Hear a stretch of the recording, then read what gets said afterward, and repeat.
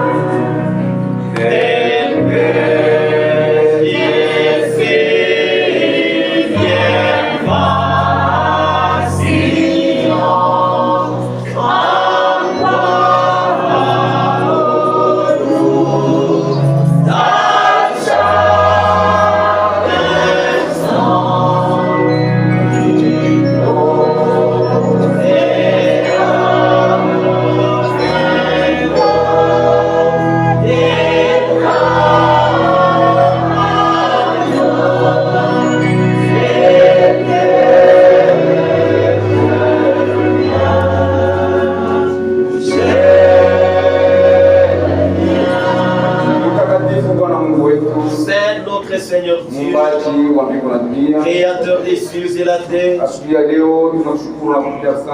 matins nous te remercions et te sommes reconnaissants. Le fait de dormir, de se réveiller n'est pas une habitude.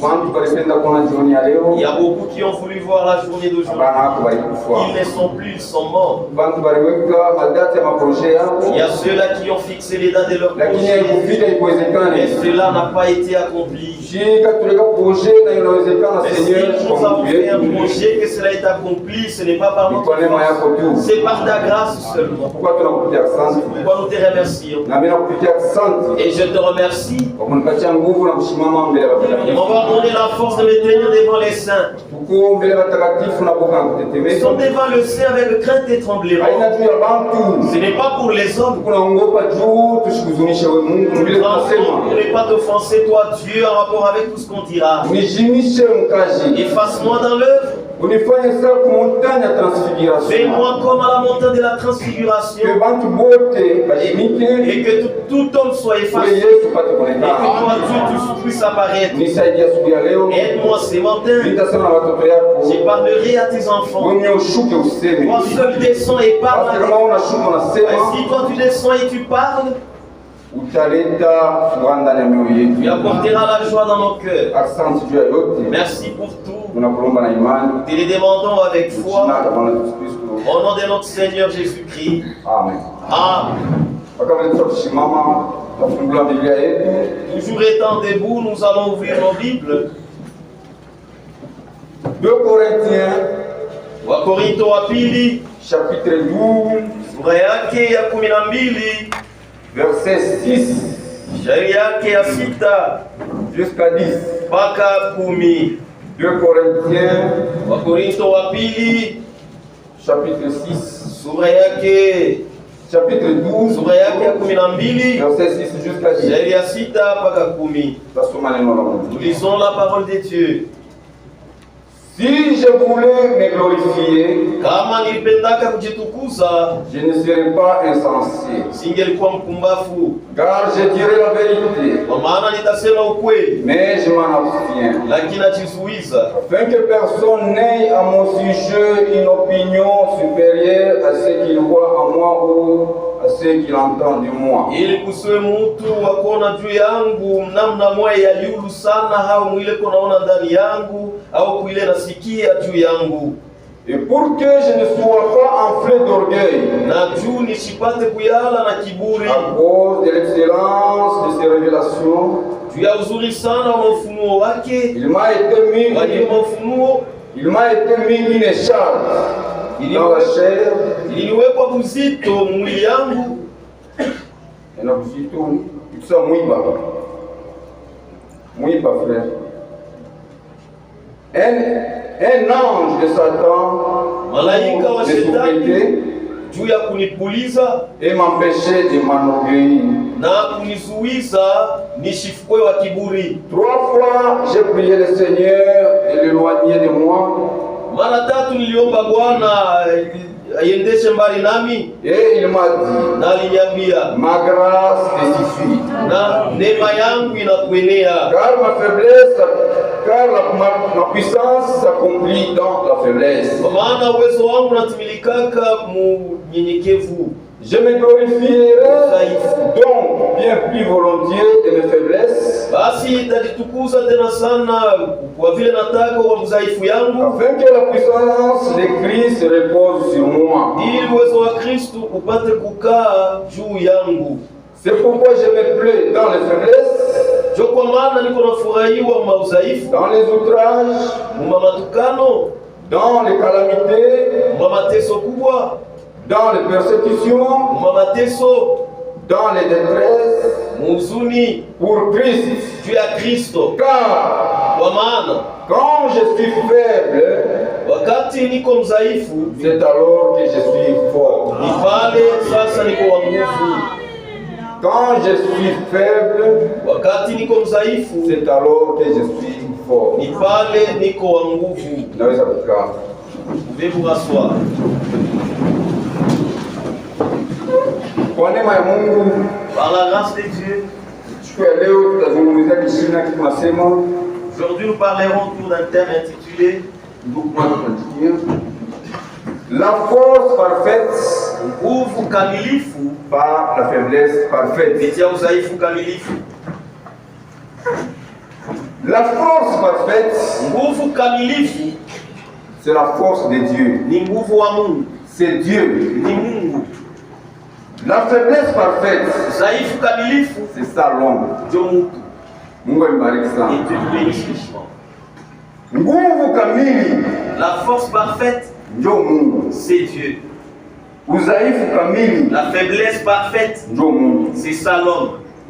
Mtu eko mudhaifu kamili. L'homme est tellement faible. Na Mungu ni Mungu wa nguvu. Et Dieu, il est le Dieu fort. Mungu amebariki sana. Et Dieu nous bénisse richement. Kama tuko na kwa mkanisa, si nous venons à l'église, tuko na kwa juku wadhaifu. Si venons parce que nous sommes faibles.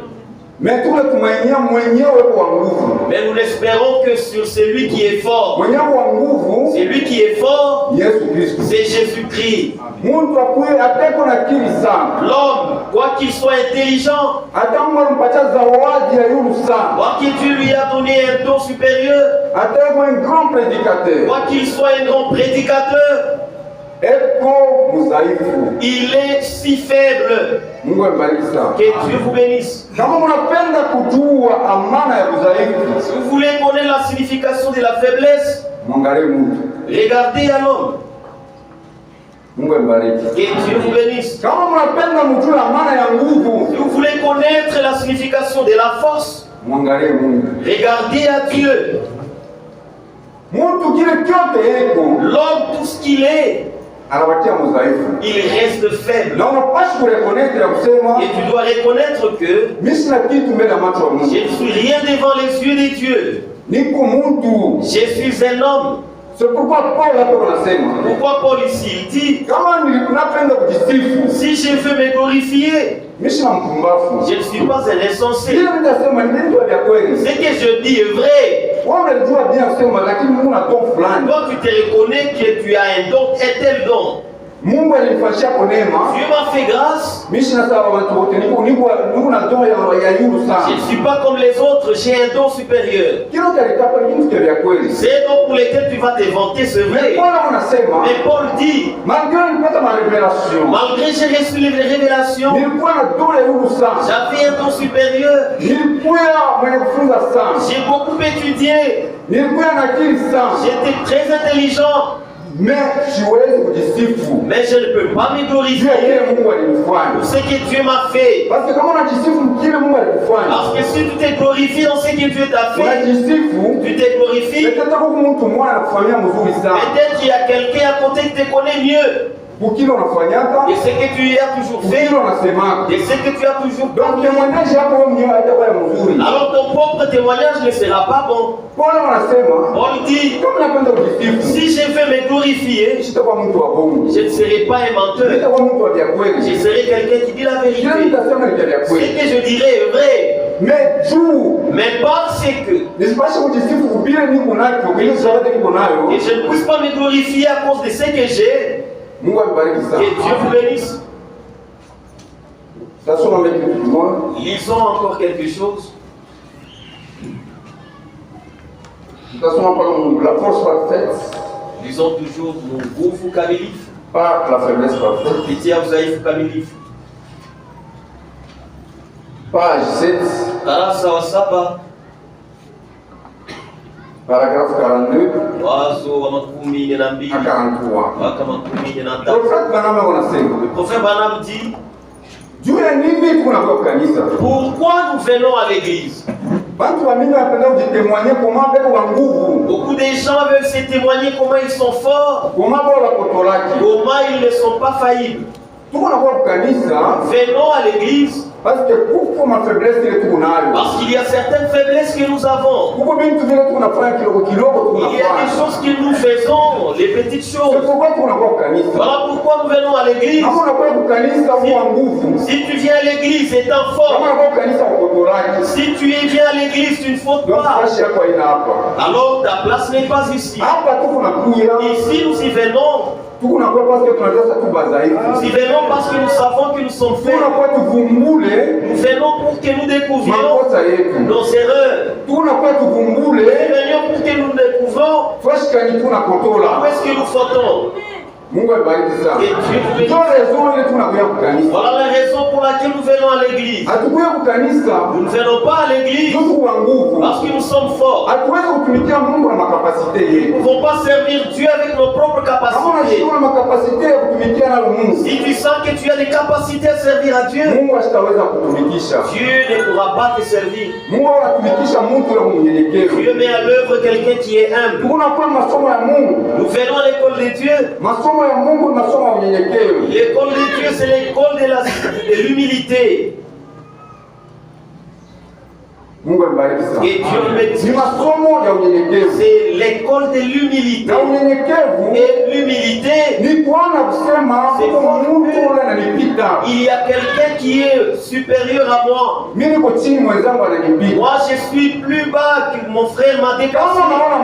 Si vous voyez quelqu'un, il commence à parler en sa propre faveur. Il commence à se témoigner seul. Sachez qu'il y a quelque chose qui ne va pas. Et Dieu nous bénisse. Il y a quelque chose qui cloche en lui. Parce que l'Esprit de Dieu, tout véritable serviteur de Dieu, tout véritable enfant de Dieu, aime s'effacer. Tout esprit de Dieu aime s'effacer. Si vous voyez quelqu'un commencer à s'évanouir, c'est moi qui connais, c'est moi qui fais, c'est moi qui suis comme cela, c'est moi je suis comme ceci. Sachez qu'il y a quelque chose qui cloche.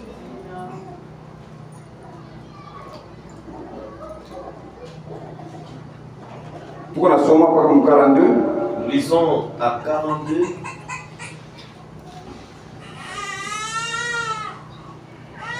Page 7. Paragraphe 42. Wazo. Nous cherchons à faire des faiblesses des excuses. Nous voulons dire combien nous sommes grands. Combien nous sommes importants.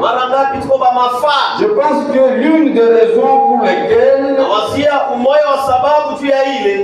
Dieu m'a donné ce sujet, c'est pour ôter cela de notre esprit. Vous voyez, il Il y a de petites choses que nous faisons. C'est pourquoi nous venons à l'église. C'est pour découvrir là où nous avons des fautes. Et trouver ce qui peut nous rendre meilleurs. Si nous venons à l'église avec un objectif autre que celui-là, je crains que nous ne recevrons pas grand-chose en venant à l'église.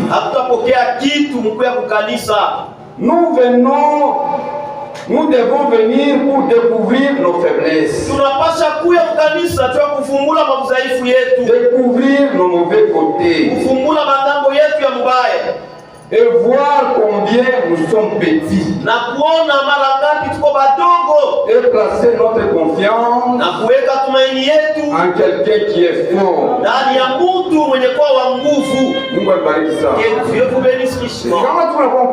Si nous venons à l'église, nous croyons que nous sommes faibles.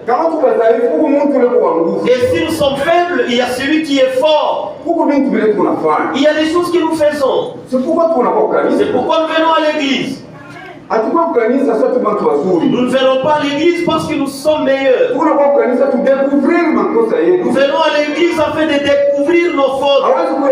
Tu ne peux pas venir ici te disant que les pasteurs parlaient là, ils parlaient contre moi. Nous venons à l'église et avant de venir à l'église, nous prions Dieu. Disons, Dieu aide-moi. J'ai telle faiblesse. Parle avec moi ce matin. Et quand tu parleras avec toi, c'est pour que tu sois un homme bien. Venons pour découvrir nos fautes. Venons chercher quelque chose qui peut nous rendre meilleurs. Que Dieu vous bénisse. Si tu veux que Dieu t'élève, commence par te rabaisser. Si tu veux que Dieu te bénisse, commence par te rabaisser. Que Dieu vous bénisse richement. Dieu cherche les gens qui se dépouillent, les gens qui se considèrent n'étant rien. Ce sont ces gens-là que Dieu aime et cherche. Paul, il a fait des révélations, il a fait les dons. Mais il a regardé, il a dit si je les gens, qu'est-ce que les gens diront à mon sujet? Lui-même Jésus, quand il était sur la terre, il n'y a nulle part où il a dit moi je suis fils de Dieu. Il était tellement aimé. Si les gens lui disent que tu es fils de Dieu, il dit tu l'as dit.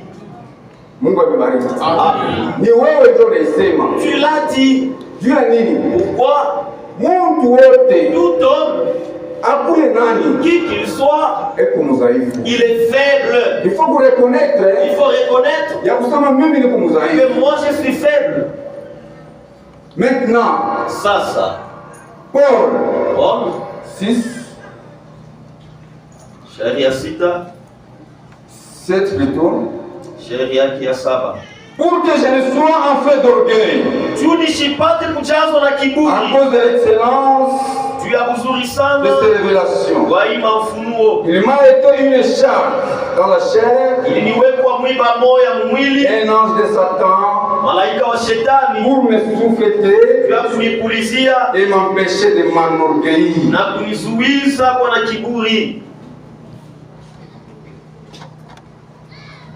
Que Dieu vous bénisse. Paul dit pour que je ne sois pas enflé d'orgueil. Dieu a mis une écharpe dans ma chair. Pour que je ne sois pas enflé d'orgueil. L'homme est toujours orgueilleux. L'homme est toujours orgueilleux. Pourquoi Dieu place l'écharpe dans la chair de l'homme? C'est pour que l'homme ne puisse pas s'enorgueillir. Si Dieu te bénit, si Dieu te garde en bonne santé, tu ne t'inquiètes de rien. Tu ne peux jamais te rappeler des dieux. Tu ne peux jamais te rappeler des dieux. Voilà pourquoi Dieu peut te bénir d'un côté et d'un autre côté il met une t'es poussé à retourner chaque jour à genoux afin de prier. Paul avait les dons, mais Dieu a mis une écharpe. Il a prié 3 fois afin que Dieu enlève, l'éloigne. Mais Dieu lui a dit, ce matin, la grâce de Dieu te suffit. Ce que Dieu t'a déjà fait te suffit. Dieu peut te bénir. Mais il te laisse quelque part qu'une souffrance soit là. Et Dieu nous bénisse. Il peut te donner ceci. Il te donne cela. Il y a quelque chose que tu demanderas à Dieu jusqu'à l'enlèvement. Tu ne verras pas. Et ça, c'est une écharpe qui reste. Chaque jour, si tu oublies Dieu, lui, s'il te pique, tu te rappelles, tu te dis, je ne suis rien. Alors c'est pour que tu retournes à genoux. Même dans la délivrance, il est un enfant de Dieu et Dieu nous a délivrés totalement. Mais il n'a pas tout ôté. Que Dieu vous bénisse richement. Tu es un enfant de Dieu. Tu as déjà cru. Mais Dieu n'a pas tout enlevé. Il a laissé la faiblesse. Il n'a pas enlevé ça. Tu peux avoir un grand ministère. Mais tu parleras de quelque chose. Même toi-même tu vas t'étonner. Pourquoi j'ai parlé ainsi? Pourquoi j'ai fait ceci? C'est pour que tu reconnaisses que tu es l'homme. Si Dieu te laisse à l'aise, tu vas penser que tu deviens un homme. Tu vas penser que tu deviens Dieu. Alors pour que tu ne t'enfles pas d'orgueil, Dieu va laisser quelque part un côté, quelque chose là qui va te rappeler chaque fois que tu es un homme. Israël, lorsque Dieu l'a fait sortir de l'Égypte, il a tué tous ses ennemis. Mais il n'a pas tué tous, mais il a laissé les autres. Tout le temps qu'Israël, aussi longtemps qu'Israël oubliait Dieu, il serait trouvé dans le c'est Dieu seul qui lève encore des ennemis. Si tu deviens trop orgueilleux et tu es enflé d'orgueil, alors Dieu va lever, il va susciter les Philistins. Il a laissé quelque part les Philistins. Il a laissé quelque part les Jébusiens. C'est pour qu'Israël ne soit pas enflé d'orgueil. Chaque fois Israël oubliait Dieu, et Dieu suscitait les Philistins. Lui-même les appelait. Venez, allez frapper Israël. Et ils vont frapper Israël. Et Israël va se rappeler. Et réellement j'ai fauté. Afin qu'il retourne à Dieu. Que Dieu nous bénisse richement. Et c'est comme ça que Dieu agit avec nous.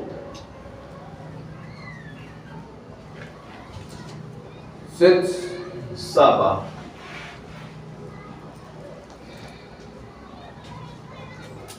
Oui, plutôt. 3 fois. J'ai prié le Seigneur de l'éloigner de moi. Et il m'a dit, ma grâce te suffit.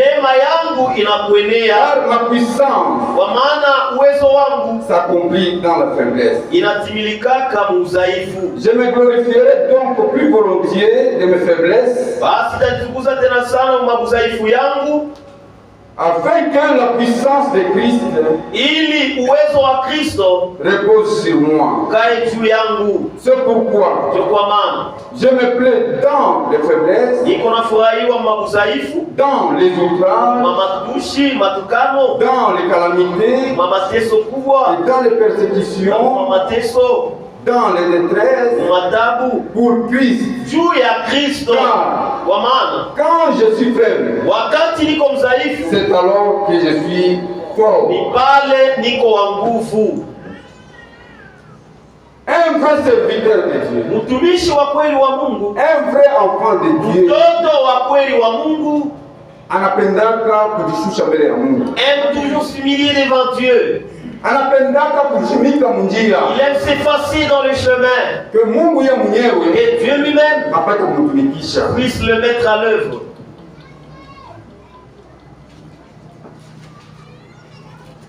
Tutasoma kitu kimoja. Lisons encore quelque chose. Mungu kitu kimoja kile Mungu asiwezake kufanya. Il y a quelque chose que Dieu ne peut jamais faire. Mungu anaweza kufanya manguvu yake yote, L'homme peut fournir tous ses efforts, mais atashindwa. mais il va toujours échouer. Mais Mungu wetu Mais notre Dieu, hawezi kushinda kitu hata il ne kimoja. peut échouer à aucune des choses. Mungu anawakia Mungu. L'homme reste l'homme. Mungu atashindwa, L'homme va échouer, mais Mungu asiwezi kushinda. mais Dieu ne peut jamais échouer. C'est pourquoi kama tuko dhaifu, C'est pourquoi si nous sommes faibles, kuko ule wa nguvu il y a celui qui est fort, ni Mungu. c'est Dieu. C'est pourquoi kama unajishusha, Pourquoi si tu t'humilies, unapenda Mungu aweze kukutumikisha, tu veux que Dieu se serve de toi? tutasoma Lisons.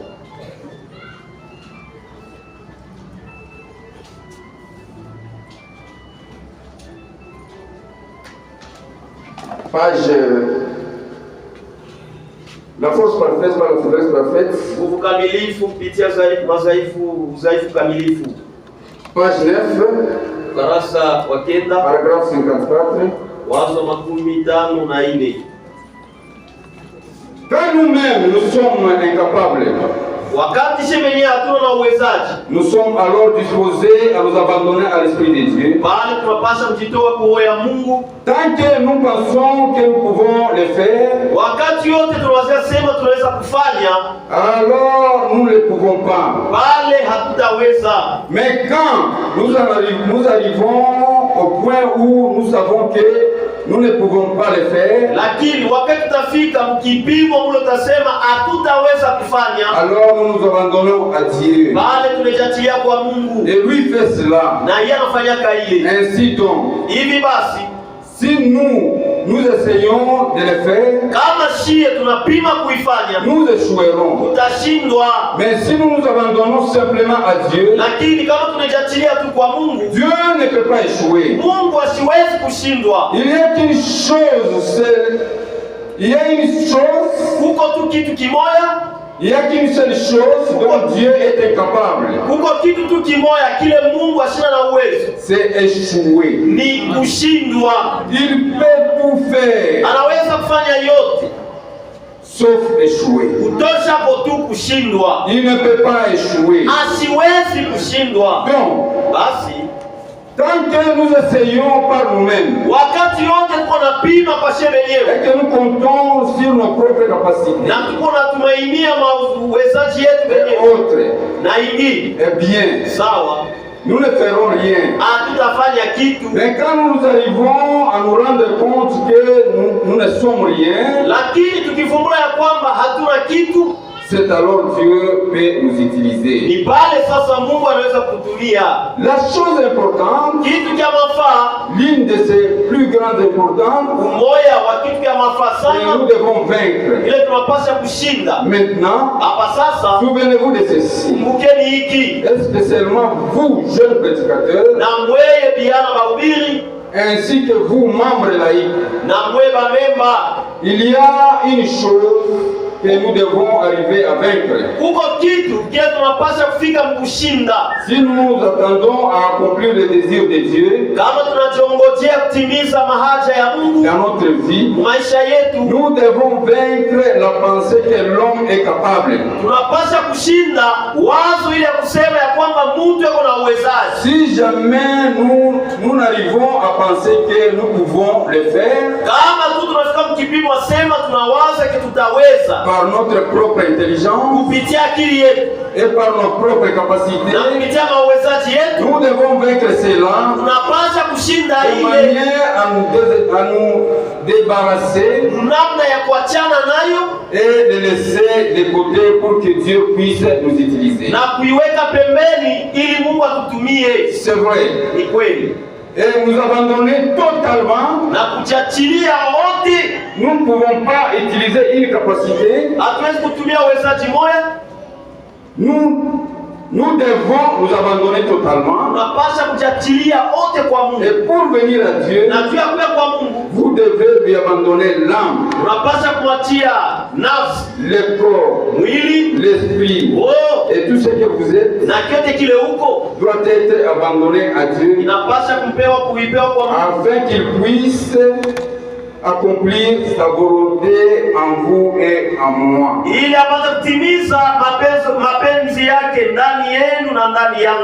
Kama unapenda Mungu akutumikishe, si tu veux que Dieu t'utilise, il faut kutoka kujivula. Tu dois d'abord te dépouiller. Na kujivula ni kusema, et se dépouiller veut dire mtu anapenda kujiona sasa mimi ndio niko. L'homme pense que non, il est très important. Mimi ndio niko na nguvu. C'est moi qui suis fort. Mimi ndio niko na akili. C'est moi qui suis intelligent. Kama uko vile, si tu es comme ça, Mungu asiweze kukutumikisha. Dieu ne peut jamais t'utiliser. Mungu anakalaka anatumikisha wale watu bekuba nyenyekevu. Dieu utilise les hommes humbles. Na Mungu yeye mwenyewe ni Mungu mnyenyekevu. Et Dieu lui-même, il est le Dieu humble. Asubuhi ya leo, ce matin, kama unakuja ndani ya kanisa, si tu viens dans l'église, il faut reconnaître, kitu ya kwanza il faut reconnaître, la première des choses que tu dois reconnaître, que ni mudhaifu, que je suis faible. Que je suis faible. Ne viens pas pensant que tu es fort. Ne vois pas que non, c'est toi qui ne faillis pas dans toute ta vie. Si tu es comme cela, tu ne verras jamais la puissance de Dieu. Parce que Dieu, il utilise tes faiblesses pour commencer une œuvre. Dieu ne cherche pas les forts. Dieu vient chercher les faibles. Pourquoi? C'est parce qu'il ne veut pas que sa gloire soit attribuée à un homme. Dieu veut que la gloire lui revienne. Voilà pourquoi s'il veut utiliser un homme, il veut que l'homme soit faible. La faiblesse que tu vois là, pourquoi celui-là on l'a mis diable? Pourquoi celui-là on a dit qu'il chante? Pourquoi celui-là est pasteur? Les faiblesses que tu vois là, voilà ce que tu as besoin afin de commencer une œuvre dans l'homme. Dieu n'appelle jamais les forts. Dieu n'appelle jamais les gens capables. Dieu appelle les gens qui se disent que parce qu'ils disent sans moi, vous ne pouvez rien faire. Sans moi, vous ne pouvez rien faire.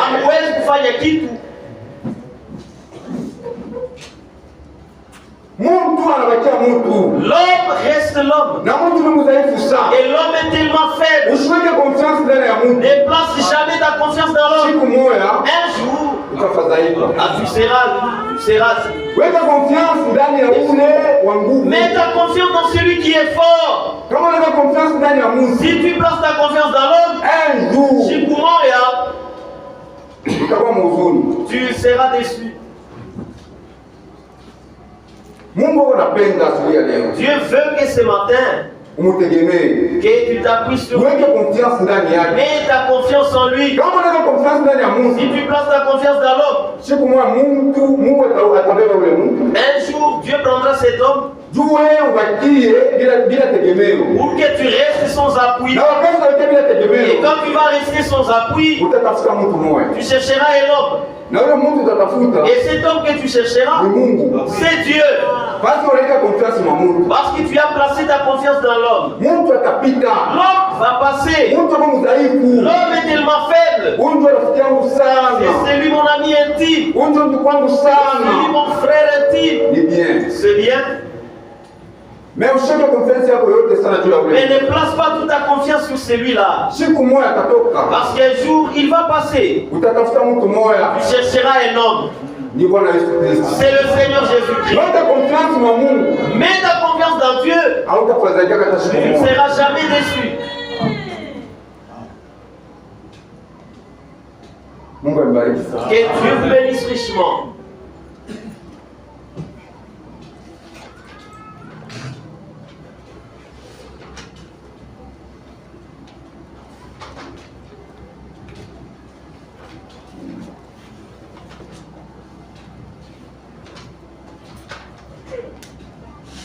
Nous lisons Philippiens. Nous sommes à Philippe. Chapitre 3. Chapitre 2. Verset 3. Dieu est dans l'humilité.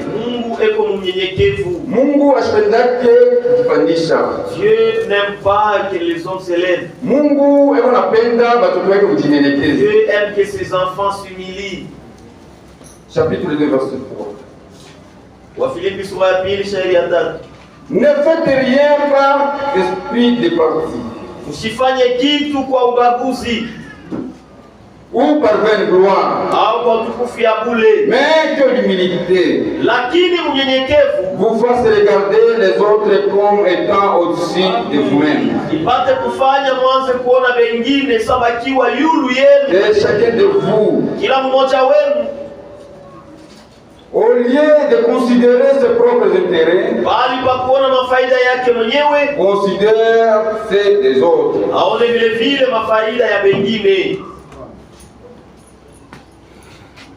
Au lieu de considérer faida yako, tes propres intérêts, regarde aussi qu'il y a mon ami qui est au-dessus de moi. C'est ça l'humilité.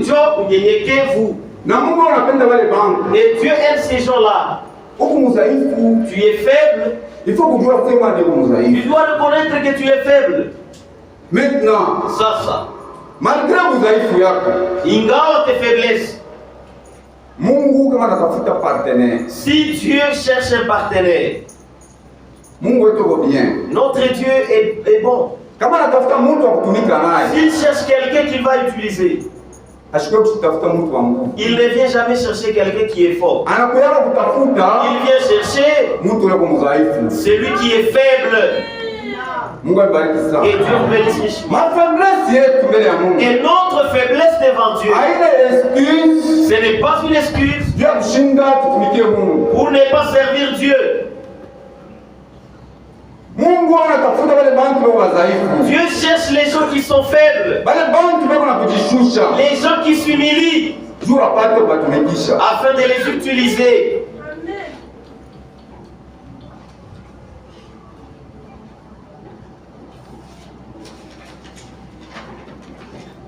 Malgré nos faiblesses,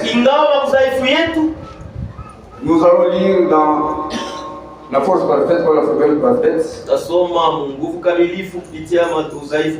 Page 7, paragraphe 44.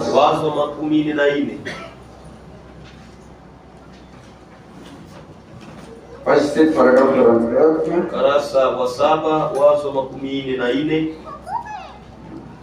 Beaucoup parmi nous aiment témoigner ou penser que nous sommes incapables. Et par conséquent, nous en faisons excuse. Je n'ai pas d'instruction. Je n'ai pas de capacité. Je suis incapable de faire telle chose. Et si vous continuez comme cela, et que vous le fassiez de cette manière-là, Et vous continuez comme cela, vous n'aboutirez alors à rien. Mais la chose même, nous présentons comme excuse nos faiblesses. Dieu utilise cela pour commencer les travaux. Il attend que nous soyons dans cette condition afin qu'il puisse nous utiliser.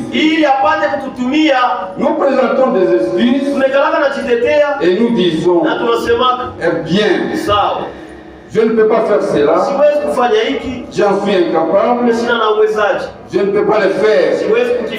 Et Dieu sert de cette chose-là pour faire les travaux. C'est vrai. La raison pour laquelle il nous choisit, c'est pas que nous sommes dans cette condition-là. Mungu alibariki sana. Et Dieu bénisse richement. Mungu anatuchagua. Dieu nous choisit. Dieu tuko ma condition ya faiblesse. Parce que nous sommes dans des conditions de faiblesse. Parce que tunaamini ya kusema hatuna kitu. Parce que nous croyons que nous ne sommes rien. Kama unaamini tuko kwa nguvu. Si tu crois que tu es fort, Mungu asitakuwa kwa kujua. Dieu ne viendra jamais à toi pour t'utiliser. Malgré ma faiblesse. Malgré les faiblesses. Wakati Mungu anapenda kutumikisha mtu. Lorsque Dieu veut utiliser l'homme, il vient toujours chercher un homme. Malgré les faiblesses. Dieu n'a pas laissé l'homme faible. Toujours avec ta faiblesse. Dieu vient et cherche l'homme.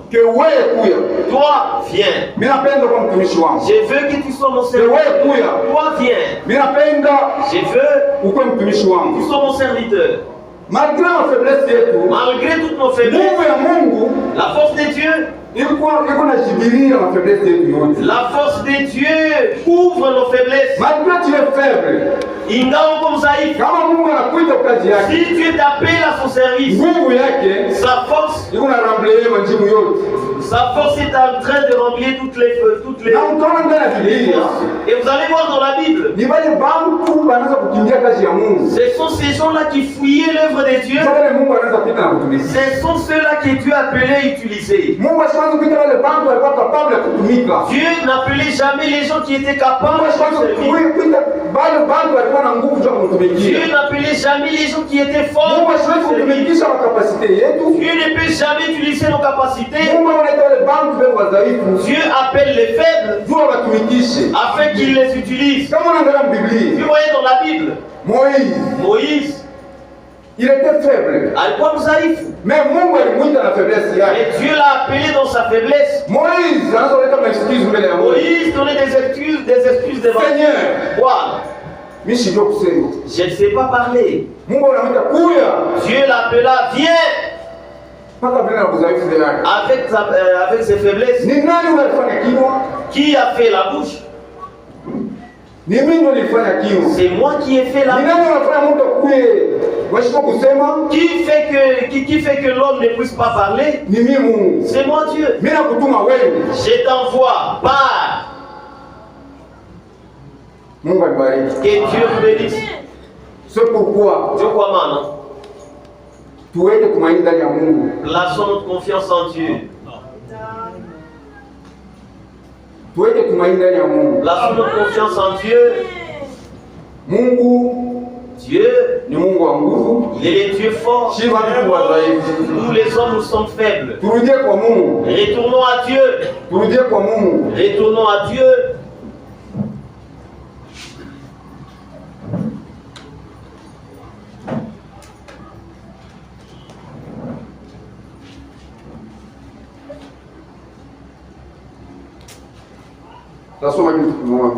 Lisons quelque chose. Pas comme force parfaite, pas la faiblesse parfaite. Toujours, nguvu kamilifu, kupitia dhaifu kamilifu.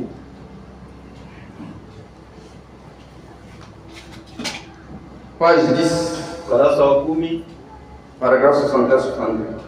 Wazo wa 62 pa 64. Page 10. Ukurasa wa 10. Paragraphe 61 à 62. Wazo makumi sita na moja mpaka makumi sita na mbili. Lorsque nous entendons quelque chose, wakati tunachongojea kitu fulani, en disant, kusema ce type-là est un grand personnage. Ni mtu munene. Car c'est un grand personnage. Kwa maana ni mtu munene ule. Je vais m'appuyer sur lui. Namtegemea yeye. Cela déplaît à Dieu. Ile haimpendezake Mungu. Quand vous faites cela, kama tunafanya ile, nous devons nous appuyer sur Dieu. Tunapaswa kumtegemea Mungu. Sur Dieu seul. Yule ya Mungu peke yake. Nous ne devons pas nous confier à nos propres capacités. Hatuwezi kama kujitoa mauwezaji yetu. Ou dans celle d'un quelconque homme. Au mauwezaji ya mtu yeyote. Nous devons nous abandonner totalement à Dieu. Tunapaswa kujatilia tu kwa Mungu. Aucune capacité, peu importe la personne, hakuna hata uwezaji moya haizuru mtu yeyote. Il ne sera jamais utilisable devant Dieu. Ile konayo ile Mungu atatumia. Dieu doit nous débarrasser de toutes nos capacités. Mungu anapasha kutosha na mauwezaji yetu yote. Avant qu'il puisse accomplir son destin. Mbele ya yeye kutimiza mambo yake. Il a quelque chose que nous devons faire. Uko kitu kile tunapasha kufanya. Tant que nous avons le sentiment de faire un très bon travail. Wakati yote tuko na nia nzuri ya kufanya kazi nzuri. Avec cela, na ile, alors Dieu bale Mungu ne pourra jamais nous utiliser. Asitaweza kama kututumikie. Asitaweza kama kututumikia. C'est ça la raison que nous venons à l'église. Jo sababu yenyewe tunakuyaka kukanisa. C'est découvrir ni kuvumbula fashikani apaendeke. Uwezi kisaliva pa. Ni kuvumbula kitu gani kinaweza kutufanya tupe watu wazuri. Découvrir la chose qui peut nous rendre meilleurs. Kutosha ndani yetu bumii. Enlever en nous le moi. Ennemi wa mtu ni mtu yeye mwenyewe. L'ennemi de l'homme c'est l'homme lui-même. Ennemi wa mtu ni mtu yeye mwenyewe. L'ennemi de l'homme c'est l'homme lui-même. Plus unapanda, plus tu montes, plus Mungu atakushusha. Plus Dieu va te rabaisser. Kama unapenda Mungu akupandishe, si tu veux que Dieu t'élève, unapaswa kushuka. Tu dois t'humilier. Kama unapenda, si tu veux, Mungu akupatie succès, et Dieu te donne les succès, atakushuka. Rabaisse-toi. L'homme anabakia l'homme. L'homme reste l'homme. Quelle que soit l'intelligence, ingawa akili, quel que soit les dons, ingawa zawadi, yeye abakia kwa mzaifu. Lui, il reste toujours faible. Mungu abariki sana. Et Dieu bénisse richement. C'est pourquoi Paul, anaweza kusema kama mimi napenda kujisifu. Il disait si je voulais me glorifier, je ne serais pas insensé. Ce que je dirais serait vrai. Mais je ne peux pas me glorifier. Parce qu'en se glorifiant, il y a des gens qui ont quelque chose à mon sujet. Dans ce que tu dis, dans ce que tu fais, il y a des gens qui ont ton témoignage. Pourquoi tu peux te glorifier? Mais il y a des gens qui viendront te dire, mais hier tu as fait ça. N'est-ce pas, tu as toujours été comme cela. C'est pourquoi maintenant, au lieu de m'inventer, je m'humilie. Et Dieu vous bénisse richement. Et Dieu, il place devant son enfant. Chaque enfant de Dieu, Dieu place Mouiba dans sa chair. C'est pour que toi, l'homme, tu ne puisses pas te glorifier. Dieu ne peut pas te laisser à l'aise. Dieu veut que toi, l'homme, tu puisses t'abaisser pour que lui, Dieu soit élevé. Si toi, l'homme, tu deviens à l'aise, tu vas oublier que Dieu existe. Tu vas oublier que Dieu est là. Tu oublieras d'aller prier. Il y a ce qu'il fait tous les jours. Que nous soyons en difficulté afin de retourner à Dieu.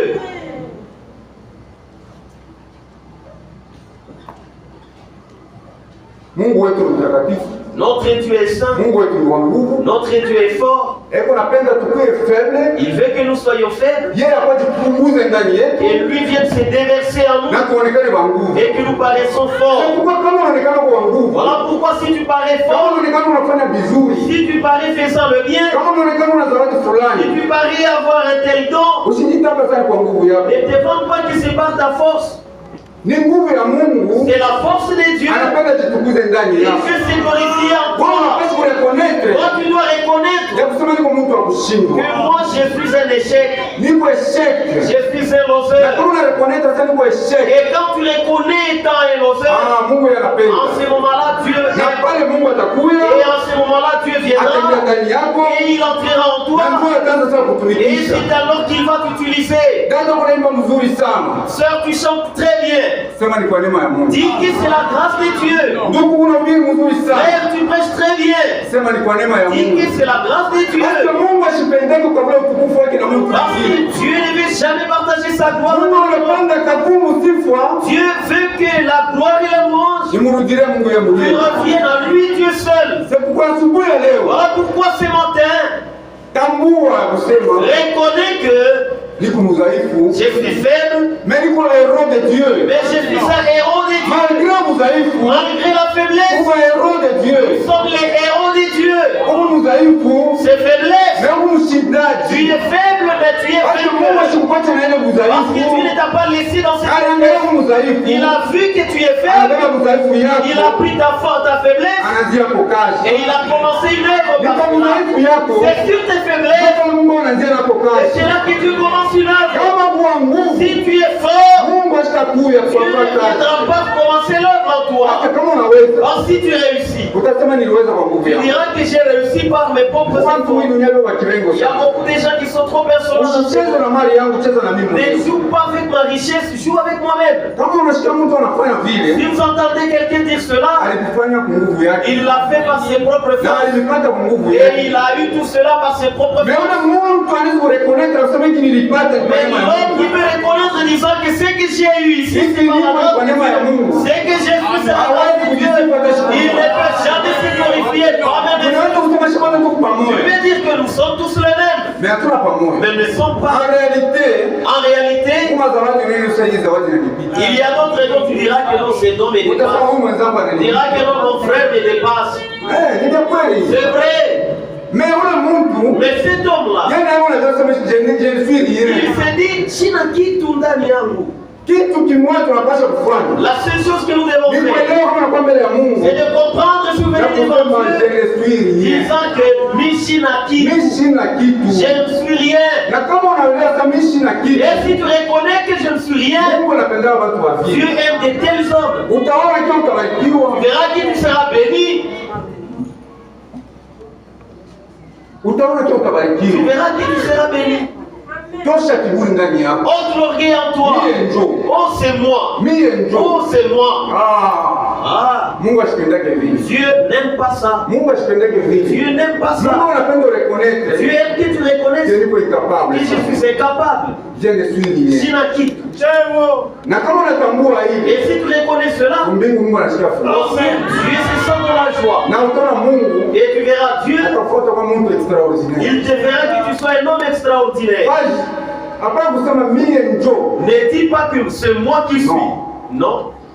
Dieu aime les gens humbles et qui reconnaissent que je ne suis rien. Ne t'appuie pas sur l'homme. L'homme va passer. Un jour tu seras honteux. Sois confiant de Dieu. Si tu es confiant en Dieu, Dieu ne te fera jamais honte. Paul ne voulait pas se glorifier à cause de ses dons. Mais il était au supérieur, il était au-dessus. Paul avait la révélation, il avait il était l'apôtre des nations. Mais il ne voulait pas se glorifier disant que je suis au-dessus. Parce qu'il connaissait qui il était. Aussi longtemps que l'homme, tu n'es pas encore poussière, tu n'es pas encore descendu sur l'homme, tu ne vas jamais plaire à Dieu. Tu ne vas pas plaire à Dieu. Dieu aime. Toi un vase vide. Et lui, Dieu descend dans toi et que tu paraisses fort. C'est Dieu qui fait que l'homme soit fort. C'est Dieu qui fait que l'homme réussisse. Avec Dieu, tous les succès, c'est permis. Avec Dieu, tout ce que nous faisons vont réussir. Sans Dieu, nous sommes vains. Nous devons reconnaître cela. Et c'est pourquoi nous sommes ici ce matin. Nous sommes dans l'école de Dieu. L'école de Dieu nous enseigne disant que nous ne sommes rien. Nous enseigne qu'il y a quelqu'un qui est fort. Si nous sommes faibles, quelque part il y a celui qui est fort. C'est lui qui va nous donner la force. C'est pourquoi la force parfaite, c'est la force de Dieu. La faiblesse parfaite, c'est ça l'homme. L'homme reste l'homme. L'homme reste faible. Dieu reste fort. Il est toujours fort. Il ne peut jamais échouer. L'homme peut échouer. Dieu ne peut jamais échouer. L'homme peut échouer. Mais Dieu ne peut jamais échouer. Jamais. Moïse. Moussa. Il pensait qu'il avait tué l'Égyptien. Il pensait que c'est pas sa faute. C'est lui qui va délivrer Israël. Dieu, s'il te voit dans cette condition-là, il va loin de toi. Il attend le jour que tu vas reconnaître, le jour que tu vas échouer, que tu reconnaisses ton échec. C'est en ce moment-là que tu verras Dieu. Lorsqu'il a tué l'Égyptien, il s'est dit, Dieu va m'utiliser. Je suis fort. Je saurai délivrer Israël. Dans les pensées de Moïse, Dieu est parti. Dieu a quitté l'œuvre. Mais lorsque Moïse a reconnu que j'ai vieilli, Dieu a regardé, il a dit, il est temps maintenant d'aller délivrer Israël. Dieu a appelé Moïse. C'est toi qui vas délivrer Israël. Seigneur, je n'ai plus de la force. Lorsque j'étais fort, tu ne m'as pas utilisé. Aujourd'hui, je suis faible. Est-ce que je saurais délivrer Israël? Regardez l'Égypte. Il a une forte armée. Est-ce que moi je peux délivrer Israël? Dans cette faiblesse de Moïse, Dieu a regardé, il a dit, voilà. Quand tu reconnais étant faible, ne cherche rien. Moi Dieu, je viens maintenant. Je vais te remplir de la force. Et j'ai dit, va maintenant délivrer Israël. Et ce matin, ne viens pas dans la maison de Dieu avec orgueil. Que Dieu bénisse richement. Ne viens pas dans la maison de Dieu étant orgueilleux. Disant que moi je connais tout. C'est moi qui suis. C'est moi qui suis fort. C'est moi qui connais parler. C'est moi qui connais tout. Non. Là, tu chasses Dieu et Dieu va plus loin de toi. Dieu veut que tu reconnaisses ton échec. Venir dans la maison de Dieu et reconnaître ton échec. Disant que je suis faible. Aide-moi. Sans moi, il a mimi. Vous ne pouvez rien faire. Mais avec Dieu, nous ferons des exploits. Et Dieu bénisse richement. Et c'est comme ça que Dieu utilise l'homme. Il a dit même l'église. Si vous voyez l'église devenir orgueilleuse, l'église privatise Dieu. Sachez que Dieu n'est pas dans cette église. Si l'église peut se considérer, ils sont enflés d'orgueil. Dieu est déjà sorti de cette église. Mungu anapenda Dieu veut que hata kanisa même l'église ipate kujivula, puisse se dépouiller, Mungu yapate kushika ile et kanisa Dieu puisse saisir cette église na kuitumikisha. afin de l'utiliser. Kama wewe kanisa inaanza kujua kusema shenjo, Si vous voyez l'église commencer à dire c'est nous qui sommes, sasa vous avez joué pour commencer. en ce moment-là, Mungu anasema mshakushindwa Mshakushindwa mbele ya kwanza. avant de commencer, tu as déjà échoué. Mungu anapenda ujivue sana kitu. Et tu dises que je ne suis rien. Hata kanisa Mungu anapenda ujivule. Même l'église, Dieu veut que tu te dépouilles, Mungu akwe ndani yako et Dieu soit en toi na akutumikishe. et qu'il t'utilise. Tutasoma quelque chose. Nous allons lire quelque chose. Page 14, Karasa 14, paragraphe 92. wazo wa 92. J'espère que cela pénètre profondément en vous, en nous, Na wazia kwamba ile inaingia kabisa ndani yetu qui sommes ici, yenye kwa hapa et dans ceux qui sont à l'écoute des bandes, na kubali beko nashikia hiyo à kanda travers le monde, kupitia dunia nzima, afin que vous compreniez qu'on doit devenir un rien. ili mupate kule ya kwamba tunapasha kuwa hatuna kitu. Okay. Sawa. Afin que vous compreniez que vous devez devenir rien. Ili mpate kuelewa ya kwamba mkwe basho kitu. Pas un je sais tout. Hapana kusema mtu akusema mimi najua vyote. Pas un grand homme. Hapana mtu munene. Mais homme de rien. Lakini mtu washo kitu. Vous devez devenir de la poussière. Na unapasha kuwa vumbi. Vous devez arriver à vous rendre compte que vous n'êtes rien. Unapasha kufika mkipimo ya kusema ya kwamba hauna kitu. Ne vous levez jamais au-dessus de cela. Ushinuke kama yule ya ile.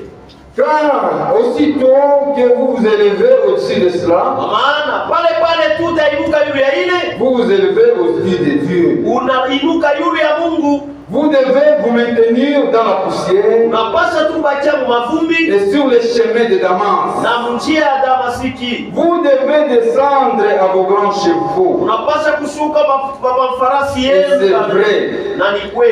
Partout ici et là où écoutent les bandes. Que Dieu bénisse richement. Il dit vous devez descendre de vos grands chevaux. Vous devez rester dans la poussière. Vous devez être de la terre. Pourquoi devenir la terre? Parce que si tu es de l'argile entre les mains de Dieu, Dieu va te faire ce qu'il veut. Il te donnera la forme voulue par lui. Aussi longtemps que tu ne te rabaisses pas, tu es encore orgueilleux. Dieu ne peut pas t'utiliser. Pourquoi ce matin, reconnais que je suis faible. Ni comme Zaïf, je ne suis rien.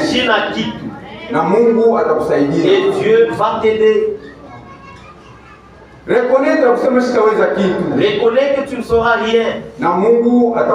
Et Dieu te viendra en aide. Que Dieu vous bénisse richement. Nous arrêtons là. Et nous allons passer à la deuxième partie.